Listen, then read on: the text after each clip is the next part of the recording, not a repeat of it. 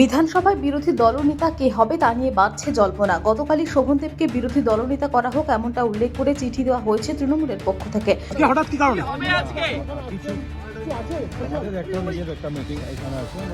নিজের মিটিং কে ডেকেছে, কে কল করেছে মিটিংটা? দাদা মিটিংটা কে কল করেছে?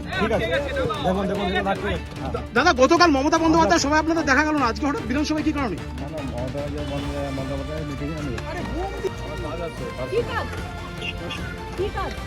কি কাজ বলতে হবে?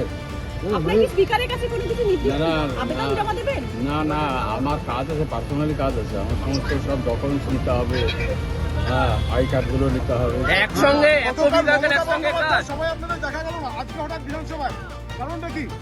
কালকে ছিলাম, কালকে এসেছি। साइन किया क्या? आपने साइन किया है? অন্যদিকে ইতিমধ্যে অভিযোগ এসেছে সই জালের।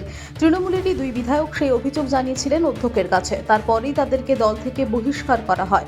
আজ সেই বহিষ্কৃত বিধায়ক ঋতব্রত বন্দ্যোপাধ্যায় সূত্রের খবর, কমপক্ষে 60 জন বিধায়ক নিয়ে অধ্যক্ষের কাছে যাচ্ছেন তিনি। ব্যুরো রিপোর্ট, আরোহী নিউজ বাংলা।